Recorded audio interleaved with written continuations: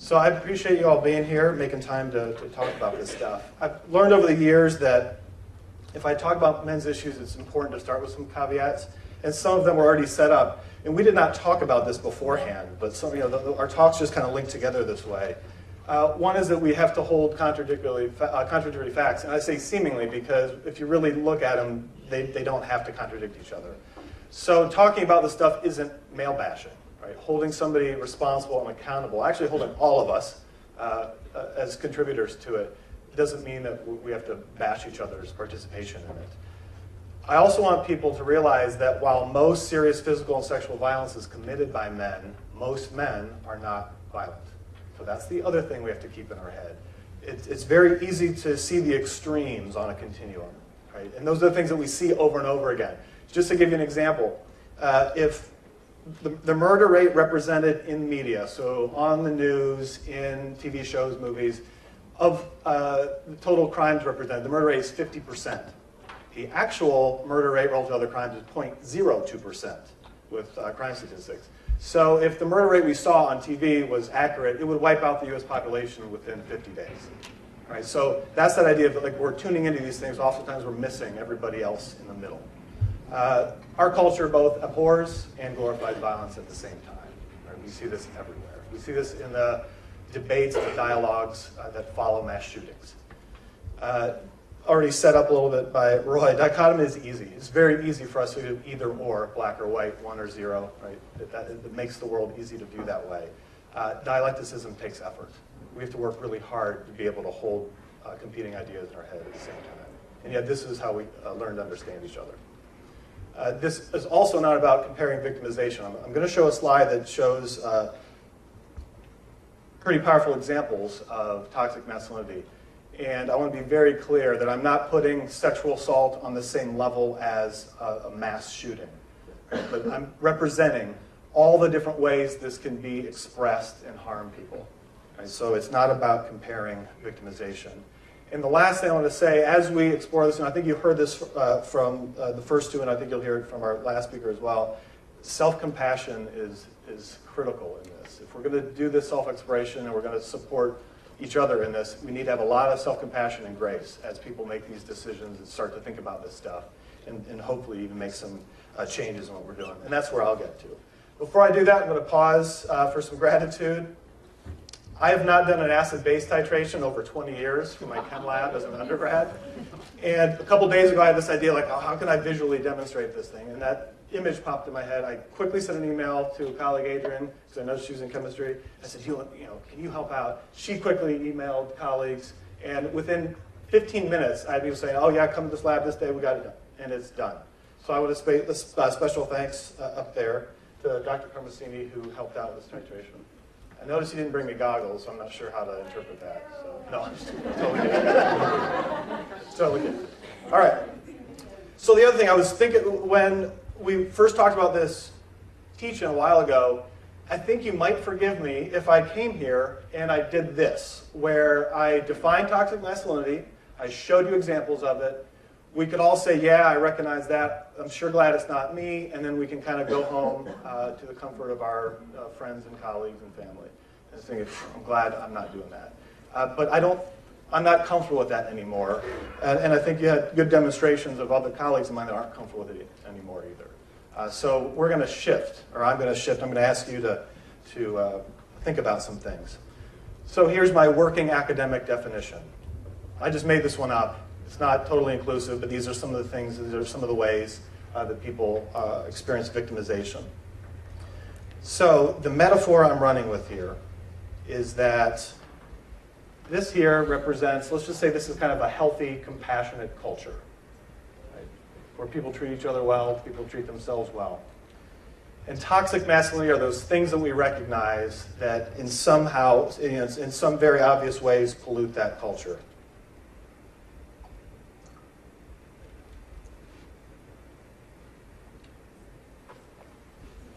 All right? That's this. It was quite saddening to see how easy it was to get images just in the last 30 days of individuals who are accused, convicted, This does not represent everybody, but we've got politicians, we have media magnates, we have musicians, we have actors, we have all sorts of folks. Right? You know this, I know this. It's very easy to say this is toxic masculinity. I'm glad it's not me. But that's not enough. And that's not asking much of you. It's not asking much of me. So we're going to try a slightly different approach. When I was in graduate school, I read a textbook on gender-aware therapy written by Gilbert and Scher, and they used this metaphor, which I loved. And so they said, think about all the forces at work on a blown-up balloon. Right? So on the one hand, and see that those forces represent the way gender socialization impacts men and women differently. So made the argument that gender socialization oppresses women in their gender roles, right? Kind of keeps them down. Right? That's that atmospheric or outside pressure. And if you push hard enough, right, the balloon bursts. While men are kind of on the inside, being restricted and restrained and confined to their gender roles. Right? They've got less ways to express themselves and those types of things. This isn't a perfect metaphor, but it's a useful one because I want you to think about this as I'm giving some of these examples. And I also want to acknowledge that I was socialized as a cisgender heterosexual white man, and initially in a predominantly white area in the country. And so I've been swimming in the soup, much like many of you in the audience. And so a lot of my experiences come from those socialization experiences. So I'm going to go through the last 2 weeks, as I've been walking, driving, showering, whatever, I keep thinking about what are phrases that I hear people use, that I've witnessed people use, that I've used myself, that in some small way, contributes to a culture that supports and props up toxic masculinity. Now, some of you are going to, some of you are going to say, well, that's not the same. You'll see something here. You may even see yourself represented in a statement. I'm not going to say that any one of these things leads somebody to engage in those behaviors. But one of the things I learned with cognitive behavioral therapy is imagine you are a small child and every day a caregiver tells you you're worthless. And you hear it over and over again. And then you go to school, you hear it from the teachers over and over again. You hear it thousands of times. One day you're going to wake up and you're going to believe that to be true. And that's what I want us all to think about when we think about cultures that support toxic masculinity. What are all the things that we do in very little ways that may add up? And I think this might address some of these questions, like how is it that I was in high school, all of a sudden I'm thinking these things, right? I can look back. Well, that's what we're going to hopefully explore a little bit right now. York, if you wouldn't mind, come up. Actually, I have a chemistry assistant. That's pretty cool. All right. You didn't make me sign a waiver, right? No, you don't have goggles either. But well, right. These will work. So. All right. They're strong enough, they'll work. So I'm going to read a couple statements and explain a little bit of thinking around them. Asking a kindergarten student, so I just witnessed this a couple weeks ago. Asking a kindergarten student, do you have a boyfriend/girlfriend at school? Kindergarten kids are years away from romantic relationships. Why don't we focus on just the basic kind of social connection?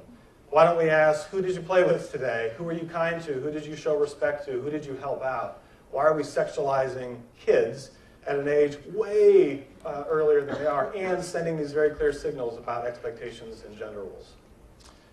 So, if you can see this from the back, this statement, we throw it out into culture, and we notice it for a little bit, and then it's effervescent, it disappears. Keep going there. I heard this the other day. He's all boy. What message does that send, right? I don't think that means he's a full human being and he's got all these expectations of emotional expression. It usually is associated with a certain set of behaviors. If I'm a little kid and I hear he's all boy, over time will learn that there's only some things I can do and some things I can't do. Right? And then some behaviors get excused. And then in this context, it was some bad behavior on the playground. He's all boy. He's just being mean to you because he likes you. Right? How many people heard that growing up? That's a recipe for sexual assault, right? And I don't know any other way to view it, is that. In what other world would we say that's an okay way to interact with a human being? But it's out there, we say it. responding differently to a son or daughter who comes home from school after experiencing some pain or social rejection. There's some gender communication researchers that looked at how parents respond to boys versus girls when they come home after like a playground tussle. And on average, boys are asked questions like, what happened? What did you do next? Girls on average are asked, how did you feel?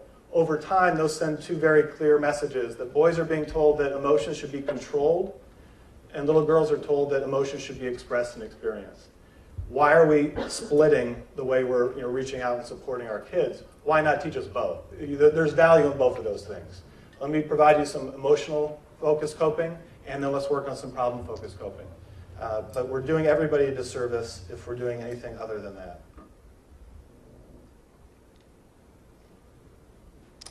This one's on me. This was my fail. 9 years ago, our older daughter was in the Campus Child Center, and it was right before summer, and some of you may know this or not.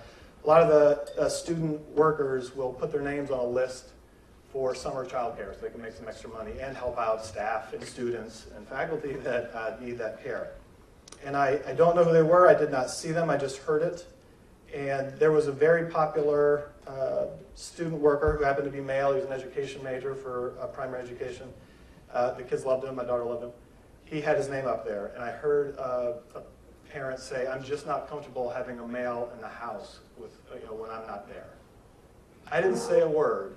But what signal does that send, right, that men can't be trusted to be with children? That's another, but for me, I didn't stand up. I didn't say anything. I let it go without challenging that. I hear this one a lot. Anybody who says, what a douche, or what a douchebag, without really thinking about where this comes from.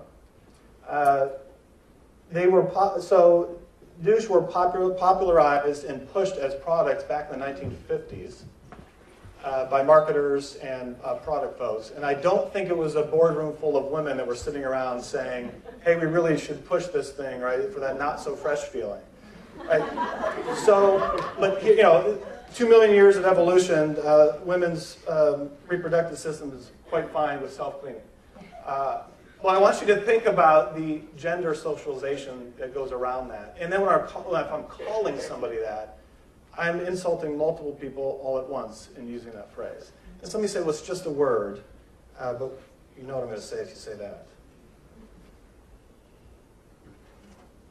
He was just thinking with his other head. As if our well-developed neocortex isn't enough, right, to make choices, that then we've reduced men to either or. If the blood rushes down, then they're not thinking here. Right? That is also a very low expectation about people's choices and their behavior.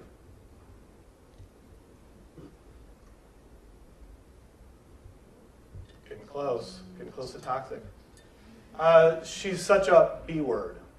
I stopped using the word years ago. It's a term for a female dog. And how often is it used, very cavalier by all genders, to describe somebody as a verb or a noun? And what signal is that sending to people? Right? If we're not using it universally, and it usually means very specific things. So if you're using that word, I want you to think about what we're putting out in the world. And people say, well, yeah, but everybody uses it. Well, people used the R word a lot years ago, and there was a really successful public campaign that has really significantly reduced the use of that. So why can't we do this with some of these other words that contribute to a culture like this?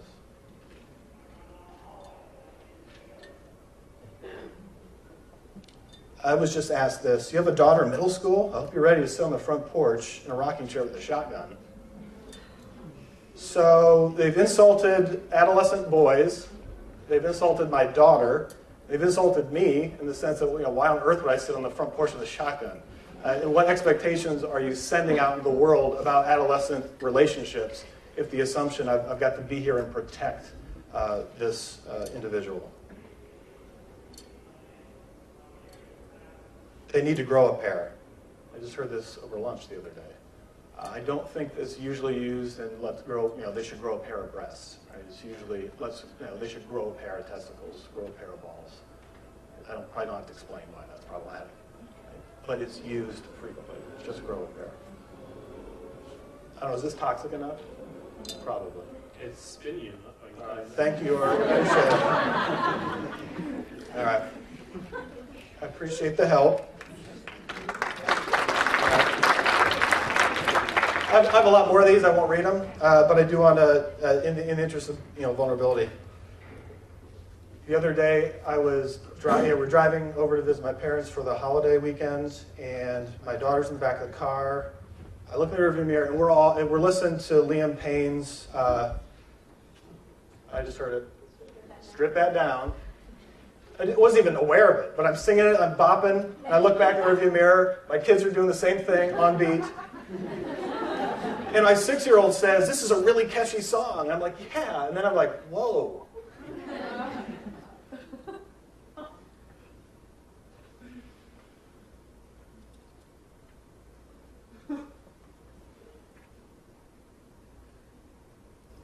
I do this. I do this on a daily basis, right? I teach this stuff. I research this stuff. I do it clinically.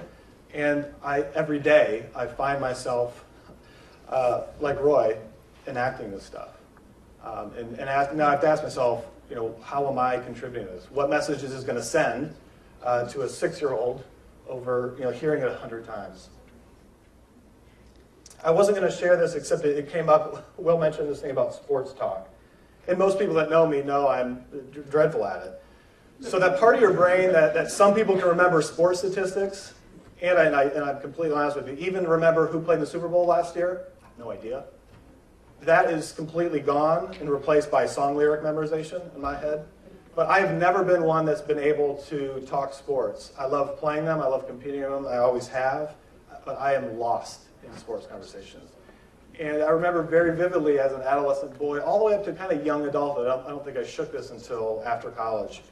I would read just enough, right? Maybe the day after in the newspaper or go online, and maybe steal a couple phrases from sports writers, just enough so if somebody said, "Hey, did you catch the game?" Like, "Oh yeah, blah blah blah." I had no idea what I was talking about, but it was always enough to kind of move forward in a conversation. And one day I said, "Why am I even doing this?" And I finally just made a decision. I just said, "Oh, I'm sorry, I don't know anything about sports." And I always feared what would happen next, right? I feared that I'd be like rejected, shunned. Who are you? That has never happened. What usually happens is there's a little bit of silence, and then one of us goes with another topic, right? And then we start talking. I've got nothing against sport talk, right? There are a lot of people do it, and it's totally fine. So I'm not anti-sport talk at all. It's just not something I can participate in. But I have a friend here in town who's different than me in many different identities, certainly politically and otherwise. A couple of years ago, he said to me, because he knows I don't talk sports, even though he really would like to, and sometimes he forgets. But he said, I just wasted 45 minutes of my time talking to a complete stranger about sports. He's like, I don't know anything about that person. He's like, one thing I like about you is that we actually talk about things that matter.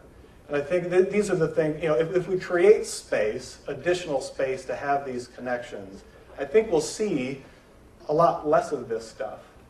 But if we're going to just float through life, kind of accepting it and not taking responsibility for those small ways that we participate in it, we're going to miss out, and we're going to continue to perpetuate a culture where that slide of faces exists.